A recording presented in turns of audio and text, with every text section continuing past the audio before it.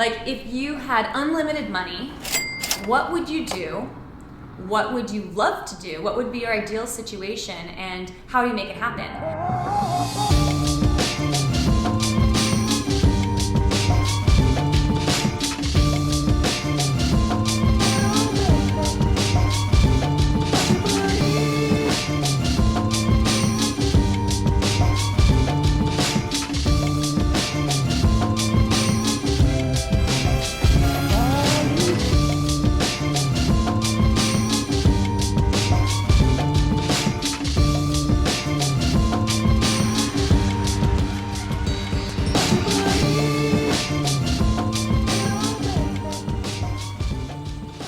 Check it out, episode 8, and I'm so excited because this is an inspiring story. We're gonna meet with Satya Twena. This girl is so inspiring. She literally came to New York with no money, not figuring out what she was gonna do, had to figure out how to get an apartment, and now she owns the only hat factory in all of New York City, and had to figure out her passion, and it led to hats. It led to her passion for what those hats meant and how it changed us and how it made people feel. And you know what? During that time, one of the most devastating moments happened to her in her life. So I took a class at FIT, a night class, started at 7, we'd go to 10, like a couple of weeks, so 12 weeks. And it wasn't love at first sight. It wasn't like, oh my God, I love this, this is amazing, this is gonna be my whole life. It was kind of like, it's cool. But what happened next was insane. My mom was diagnosed with breast cancer maybe 2 weeks after this class ended. And life has a funny way of showing you things that you're not even open to. Like, if you would have told me 10 years ago that I'd be a hat maker owning a hat factory in New York City, I would have said you're fucking crazy. There's constant times where you think to yourself, should I give up? Should I stop? How do I keep going? You know what I mean? Like, am I gonna be able to continue? But you have to just believe, and the more that you believe in yourself, the more that things will manifest. My parents got divorced 6 months before. Wow. Then my mom was diagnosed with cancer. Wow. And it really was like it was like the biggest internal earthquake, because it was like, what does this mean? Who am I? What does marriage look like? What does partnership look like? What does my life look like as a child of like really amazing parents who've gotten divorced? Like, what does this all mean? Yeah. Right? And so, but it was good, because I think that, you know, when you crack open, when you're forced to crack, you actually are able to see what's inside and what you desire. Because when you're limitless, you can crave anything, right? Agreed. And being limitless sometimes mean you're at the bottom. And I think most of my incredible moments in life have been from being what I've considered in my life rock bottom. Yeah. Whether it's financial, to have that crack open. yeah, and then forced to be like, well, I'm fucked, so what do I want to do? Yeah. What's gonna make me happy? Started making my mom hats and sent them to her. She wore them when she was bald, and just kind of was like, I love this. It ended up being a real low moment in my life. I was with my mom, who was going through chemo treatment, and of course, like, sitting there complaining to somebody who's lost her hair, has gained 50 pounds, is like battling to save her life, and I'm like, Mom, my life is falling apart. And there's something amazing that happens with people who have cancer. It's like, they don't give a fuck. It's in those moments you're completely fearless, you know, and you find out what really matters in life. But she was like in such a place of surrender while going through chemo and radiation. She's like, look, I might die, but I have an amazing life. I have amazing kids. Like, I've got to experience this amazing thing, right? This amazing game. And so I'm sitting with her, I'm complaining about like my shit. And so she was like, you need to surrender. And then she asked me like a question that now I ask myself all the time. And she not only did it once, she now has done it twice for me in a place, and it's always in her bed, and we're cuddly. And she said, if you had no limits, if you had a limitless amount of money. Yeah, we should ask them this question. Yeah, like, if you had unlimited money, what would you do? What would you love to do? What would be your ideal situation, and how do you make it happen? What would I do to find that passion? What would it truly take? If I had everything in the world, what would I truly do in life? When she asked me that, it was a surprise to me, because out came, I want to make hats, right? And I just taken this class, I just make a couple hats at that point for her, for friends, whatever. But that just came out. Yeah, I was like, hats. I want to make hats. And she was like, then go make hats. So I literally got on a plane, I think the next day, which I think I was supposed to leave, but flew out, and I had hired 2 people off Craigslist, got folding tables and chairs, and I was like, I'm fucking doing this. I don't know how, but I'm doing this. And set up my apartment, moved the furniture from a living room to a bedroom, and set up a hat factory in my apartment. Because I was like, you know what? I'm just going to do this. They all started with a dream. And if you just believe and you do it because you're that passionate about it, it's unbelievable what can really truly happen. But you have to do it for the passion, not for the money. And when you do that, money always follows. It never leads. I mean, every day I come in here and I'm like, it's so worth it.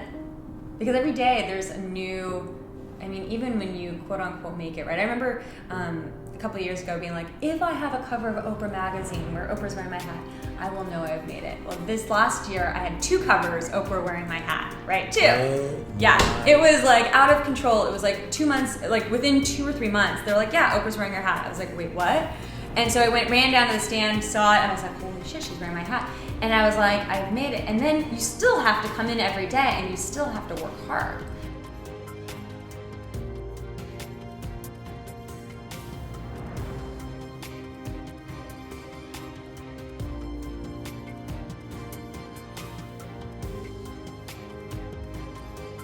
My dad had like the 5 commandments, which he like forced us to memorize, which was like thoughts become things. And that's like the most important one for me. But I remember thinking like as a kid, God, like that's really interesting. What do you mean, Dad? And he would be like, well, your brain hears everything you say, right? So if you tell yourself that you're bad at this, then you're gonna be bad at that. So it first started with, again, with athletics, where he was like, visualize being the top goal scorer in the nation. And I would visualize scoring. And so when those moments in the actual game came around, like scoring was easy, right? Like my parents, I mean, I gotta give them so much credit. I had incredibly smart, spiritual parents who told me that I can do anything. And when you do that and you open yourself up and you say to yourself that I can become successful, I can overcome this obstacle no matter what it is, and you believe in it, you truly envision it, that is more powerful than anything else in the world. So thoughts become things, bird of a feather flock together, do what you love to do and money will follow you. That was my favorite one. I love it. And like I used to be like, Dad, you don't know what you mean, like you have to take a job. And he would be like, no, do what you love. Whether or not you make money, it will never feel like work. Do what you love. These amazing bombs. It was so good. So I literally started looking around New York City saying, not what can I afford, what would make me happy? What fulfills this dream? And so important.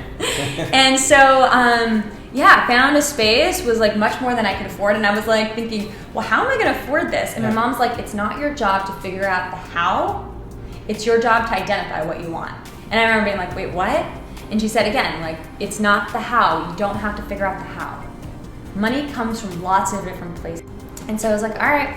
Well, 20 days later, no joke, this factory goes under overnight. This factory had been here for 40 years, right? And I'd been working with them. So over the course of that year and a half that I'd been working with them, I had met every single employee, had become like really close with them, would be up here every day. Yeah. And like, I loved them. Yeah. And when they closed, it was like a no-brainer. I was like, of course, I have to take this on. Yeah. Like it was, and everybody who came through here was like, are you sure you want to do this? It was actually by everybody telling me that I was crazy that I knew I was onto something special. Yeah. When people are like, you're nuts, that's the time that I'm like, you're right, I am nuts. Yes. And only the nuts That's crazy continue, yes. right? They're the ones that change the world, man. As Steve Jobs says.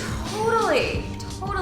And so I realized at that point too, that it's like my theory is like, okay, let's say this is your circle, right? This is your life, and everything in here is comfortable. When you take one step out, it's uncomfortable. But 80% of the people want to stay in this first ring of circle. Right. But then when you take that first step out, you're in a different circle. Yes. And so, but now it only has 20% of those 100% of people, right? The next 20. But then the next step you take, it's the same. It's a different percent. 100%. And so as you take more and more steps out, as you become out of your comfort zone too. Totally, out of your comfort zone, out of your financial comfort zone, out of your personal comfort zone. I mean, my friends are like, you're nuts. Like I took on a factory that had overhead of almost over $40,000 a month of burn. At that time, I was only making about, in my business revenue, was maybe 10, 20 at like a really great month. Right. I was like, I remember turning to Jeffrey being like, I don't know how I'm going to do this. But I'm going to do it. But I know, like, I'm going to do this. I'm going to figure it out. Yeah. And it hasn't been easy, right? Like, there are months that we're like, we hit our number. There are a lot of months that we don't hit our number, and we're like, okay, what do we do, right? Yeah. And so, but every time we get into that place, I'm like, oh, I'm just in that next level. I'm in that next rank. And so for me, it's just like, okay, am I willing to be more uncomfortable with where I am now and taking that risk? And as you take more and more risks, the risks become bigger, but you also have the knowing and the self-confidence of understanding that you're able to accomplish anything you set your mind to. So think about this. We're in New York City, and Satya owns the only hat factory left in New York.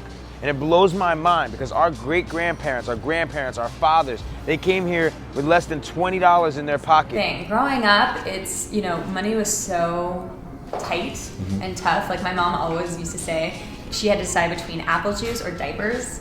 And so, like, I grew up with this, like, mindset of, like, finances always being tight. So I think when my dad said, or told the story of moving here to the United States with only $20, there's a moment of like, wow, but there's also like, wow, because we built this stuff, like we have a home over our head, and eventually things got much easier as my parents committed, right? Like my parents were such vagabonds when they got married, and when I was born, they were pretty young. My mom was 27, my dad was early 30s.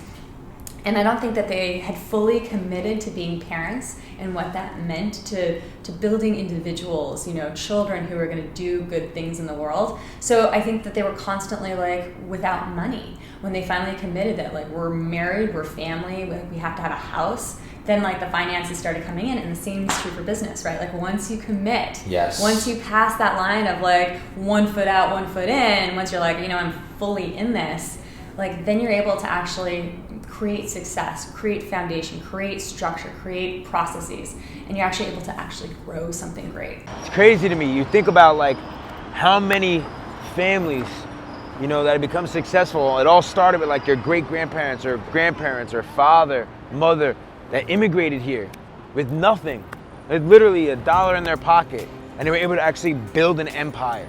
Some of the greatest, most successful people in all America, started with nothing.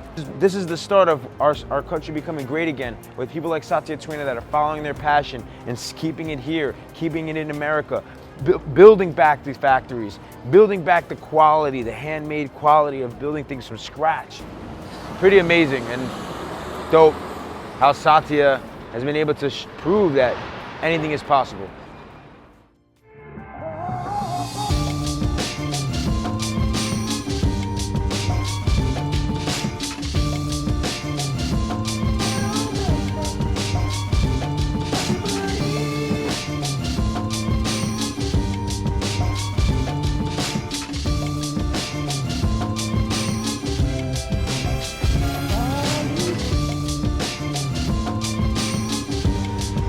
The truth, anything is possible. I'm so inspired by her story, what she had to go through from all the struggles she had early on into universities, and then a studio apartment, just going for it with folding chairs. When I started, I was in like my parents' basement, and then I moved to a studio apartment with just like folding chairs and folding table too. Yeah.